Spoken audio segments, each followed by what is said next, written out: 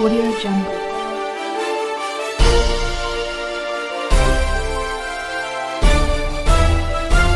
Audio Jungle. नमस्कार दोस्तों, बिहार नाव में आपका स्वागत है। आज हमारे बीच अभिमन्यु कुमार सिंह जी हैं और मैं इनका स्वागत करता हूं। स्वागत है सर। Thank you Maheshwar. और बिहार नाउ चैनल में आपको भी मैं अपनी तरफ से और अक्षर विद्यागृह परिवार की तरफ से स्वागत करता हूं। जो आपने मुझे चांस दिया, जो अपॉर्चुनिटी दी, इसके लिए बहुत बहुत थैंक यू। इस सर का थोड़ा सा मैं परिचय बता दूं। सर औरंगाबाद ज़िला के रहने वाले हैं और ये इनका ड्रीम है कि हमारे देश में, इंडिया में एक बहुत अच्छा स्कूल हो, और इसी को मद्देनजर रखते हुए इन्होंने अक्षर विद्यागृह का निर्माण किया है और आज अक्षर विद्यागृह +2 तक एफिलिएटेड हो चुका है दोस्तों।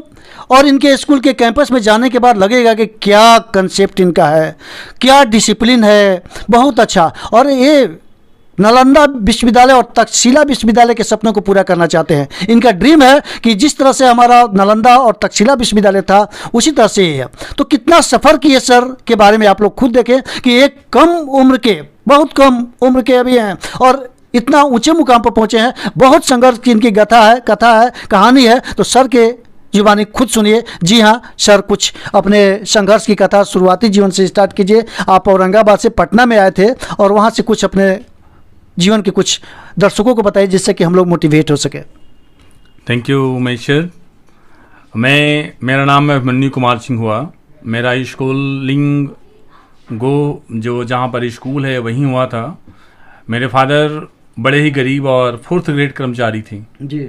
कॉलेज मेरा गया से हुआ, मगध यूनिवर्सिटी से। और मैं प्रारंभ से ही मैं जब 9th क्लास में पढ़ा करता था, उस समय ही मेरे मन में था कि बच्चों के लिए कोई स्कूल हो और जहाँ पर अच्छी शिक्षण व्यवस्था हो। विवेकानंद की मैंने जीवनी पढ़ा था, उसमें ये बात पाई गई और अच्छा लगा मुझे। उसके बाद मेरी सफ़र हुई पटना की, और पटना में मैं तकरीबन 15-20 स्कूलों में पढ़ाने का कार्य किया एज ए टीचर। क्योंकि मुझे स्कूल खोलना था तो मैं अलग अलग स्कूलों में अलग अलग विषय के लिए अलग अलग कॉन्सेप्ट के साथ मैं ज्वाइन करता था और अच्छा लगता था। जब भी स्कूलों में मैं मैनेजमेंट के लिए रिलेटेड मैं उनकी प्रॉफिट की बातचीत मैं करता था तो बहुत अच्छा लगता था उनको। लेकिन जब मैं बच्चों के लिए कुछ करना चाहता था, वहाँ मुझे सपोर्ट नहीं मिलता था। तो मैंने एक छोटा सा स्कूल, नोबेल एलिमेंट्री स्कूल, जो 2001 में मैंने पटना में स्टार्ट किया। और उस समय हमारे जो कलीग्स थे, जो हमारे साथ स्कूलों में काम करते थे, हम लोगों ने प्लानिंग किया।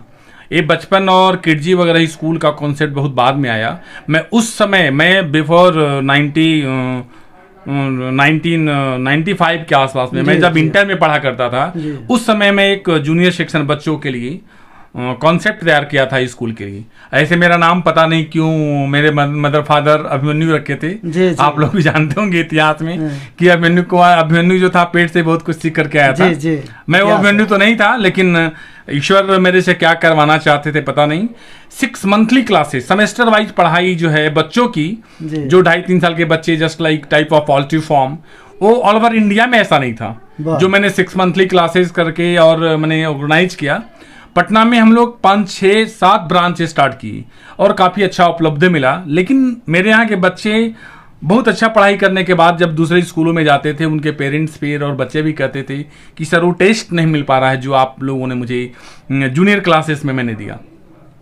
तब एक एफिलिएटेड स्कूल का मैंने सपना देखा और मैं अपने गांव में जा कर के स्टार्ट किया। चूँकि पटना जिन दिनों मैं स्कूलों में काम किया करता था, उस समय मगध जो है, जो कभी तक्षशिला और ये सब का गढ़ हुआ करता था शिक्षा का, नालंदा विश्वविद्यालय, और ये डार्क प्लेस था बिल्कुल। हमारे यहाँ जब मैं खासकर बेडीपाली में पढ़ाया करता था तो कई एक डिस्ट्रिक्ट के बच्चे वहाँ पढ़ते थे, लेकिन हमारे जिला के बच्चे वहाँ नहीं थे। तो मेरा एक सपना था कि मैं गाँव में अपना एक स्कूल खोलूँ, और वहाँ जाकर के मैंने अक्षर विद्यागृह का प्रारंभ जो है 2011 से मैंने किया और 3-4 सालों में महज मैंने एफिलिएशन 10th तक का लिया।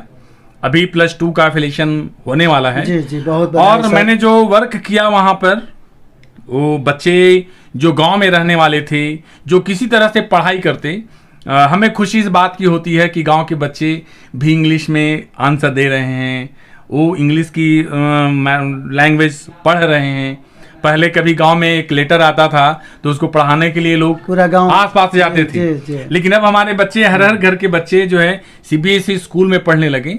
और मैंने शिक्षा के क्षेत्र में, उस क्षेत्र में काफी बड़ा प्रचार प्रसार किया। न कि सिर्फ बच्चों को, मैंने वर्कशॉप करवा करके मदर्स को, फादर्स को ट्रेनिंग दिया, how can teach you child, इस पर। और बहुत तरह का सेमिनार मैंने करवाया, बहुत तरह का वर्कशॉप करवाया, और आज बच्चे उसके बहुत लाभ उठा रहे हैं।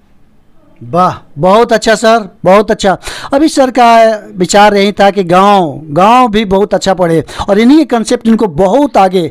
सर एक बात मैं बताना चाहूँगा, अभी पूरा दुनिया कोविड-19 से जूझ रहा है। सर इस कोविड-19 में आपका क्या राय है, किस तरह से पढ़ाई होना चाहिए और बच्चों का? बहुत सारे बच्चे सफ़र किए हैं, आपका क्या राय है? कोविड-19 को रख के अपना विचार कुछ दे सर।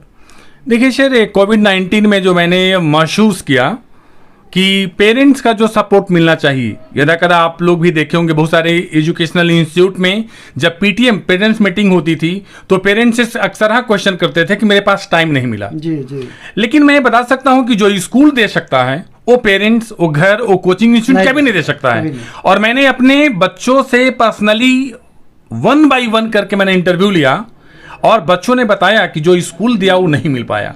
पेरेंट्स को जिस तरह से घर पे गाइड करना चाहिए था बच्चों को, मैं मानता हूं कि ये लोग बोलते हैं कि हमारे पढ़े हुए बहुत दिन हो गए, हमारे समय में पढ़ाई का कुछ अलग सिस्टम था, और आज के तारीख में बिल्कुल परिवेश बदल गया है शिक्षा का। ऐसा नहीं है सर, कॉन्शियस पेरेंट्स को होना चाहिए। अब रही बात, एक नया चैलेंज आया था पेरेंट्स के लिए, बच्चों के लिए और टीचर्स के लिए, ऑनलाइन क्लास। एक कोविड-19 के पहले स्कूलिंग, जो भी एजुकेशन जो व्यवस्था थी उसमें ऑनलाइन क्लासेस नहीं होता था। ऑनलाइन क्लास आया तो टीचर को डबल मेहनत करना पड़ता था। बट टीचर्स के लिए भी एक चैलेंज में ये आया सिचुएशन कि हम कैसे प्रिपरेशन करें, कैसे उसको कंप्यूटराइज करके फिर वो बना करके बच्चों को कैसे दिया जाए इजी मोड में। बच्चे क्वेश्चन नहीं कर रहे थे। लेकिन यहाँ पर लोग कहते जरूर हैं कि शिक्षा बहुत जरूरी है, लेकिन पेरेंट्स की तरफ से मैंने देखा कि बहुत बड़ी उदासीनता। मैक्सिमम पेरेंट्स का ये मोटो था कि हमारा फी बच जाएगा। लेकिन गवर्नमेंट की बातचीत करें या पेरेंट्स की बातचीत करें, जरा रुक करके सोचिए कि आप बचा करके क्या कर लेंगे। और स्कूलों को सपोर्ट नहीं मिला। अल्टीमेटली बहुत सारे स्कूलों ने ऑनलाइन क्लास भी चलाना बंद कर दिया, बंद हो गया बहुत जगह। और इसमें जब मैंने स्कूल 28 सितंबर को जब नोटिफिकेशन आया गवर्नमेंट की ओर से स्कूल खोलने के बाद, तो मैं जब वहां देखा कि बच्चे बहुत कुछ भूल चुके थे। आप एजुकेशन बुकिस नॉलेज की बात छोड़ दें, किताब की जानकारी, रीडिंग स्किल, राइटिंग स्किल्स, इतनी गिरावट आ गई थी कि बच्चों को फिर से हमें स्टार्ट करना पड़ा। और मैंने फिर प्लान किया कि मैक्सिमम टाइम बच्चों को कैसे स्कूल में दिया जाए ताकि उनका जो ट्रैक था वो ट्रैक चेंज हो। वो बिल्कुल कंप्लीट एजुकेशन ट्रैक से हट गए थे। वो घर में मस्ती करना, टीवी देखना, इधर उधर दोस्तों के बीच खेलना कूदना। तो मैंने अपने स्कूल में खास करके करवाया क्या कि जो बच्चे मॉर्निंग में आते थे उनको हम लोग इवनिंग 4 बजे तक रुकते थे, और 3 घंटे का एक अलग कोचिंग ट्यूशन टाइप का व्यवस्था मैंने बनाया। बहुत अच्छा, जिसमें बच्चे जो हैं उसमें बहुत फायदा उठाएं, और जो उनकी सिलेबस थी, जो उनका बेसिक नीड था एजुकेशन के लिए, जिन्होंने कोविड-19 में खो दिया था, वो भूल चुके थे, मैंने उस पर एक्स्ट्रा फोकस किया।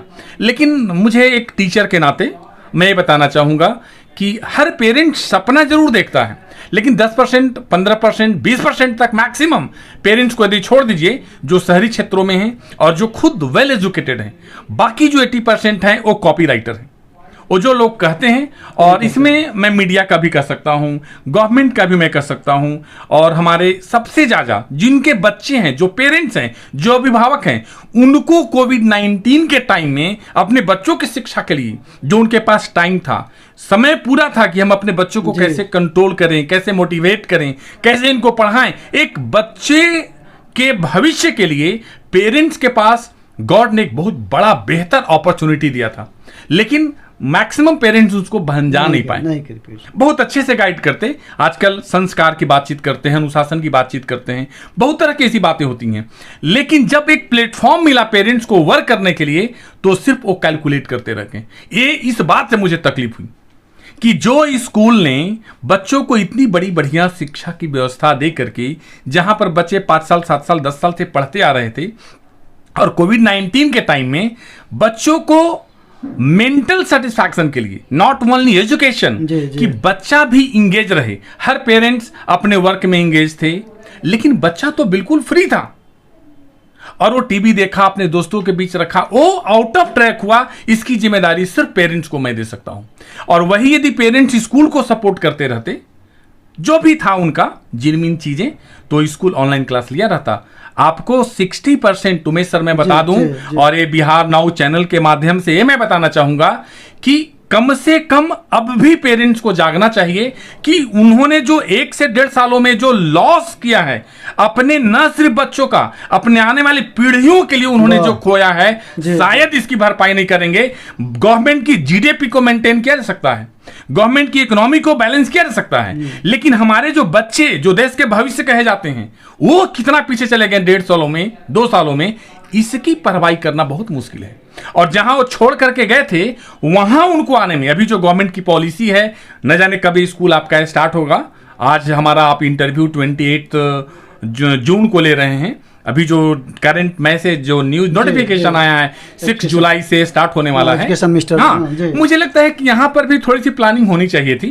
और मैं इसमें किसी पर कोई कमेंट्स और क्रिटिसाइज नहीं करना चाहता हूँ, लेकिन मैं गवर्नमेंट को भी और पब्लिकली, अभी विशेषकर मैं पेरेंट्स को बताना चाहूंगा कि पेरेंट्स को जागरूक होना चाहिए। एक भी पेरेंट्स, मैं बता रहा हूं कि 10th का एग्जाम पिछले बार होना था, एक सिंगल पेरेंट्स का कॉल मेरे पास नहीं आया कि सर हमारे बच्चे की प्रिपरेशन एग्जामिनेशन की कैसे होगी। सोचते तो सब लोग हैं, तो चाहने मात्र से क्या लगता है उमेश सर आपको कि बच्चे पढ़ लेंगे? नहीं नहीं, कभी नहीं, कभी नहीं। ये था सर का उद्गार। कहा जाता है कि माता पिता और शिक्षक का बहुत बड़ा योगदान होता है, और माता पिता शिक्षक जब तीनों मिलेंगे तब त्रिवेणी बहेगी, और तीनों में से अगर किसी का सपोर्ट नहीं मिला तो नहीं हो सकता है।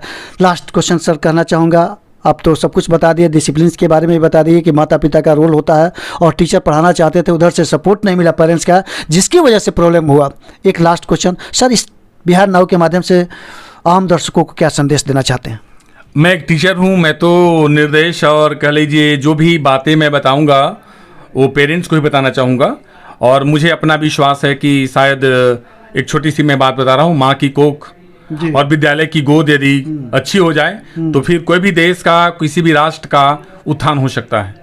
रही बात अभी के टाइम में, मैं फिर से बताना चाहूँगा बिहार नाउ की चैनल के माध्यम से कि पेरेंट्स को चाहिए कि अपने बच्चे की अच्छी तरीके से परवरिश में शिक्षा पर बहुत वो बल दें।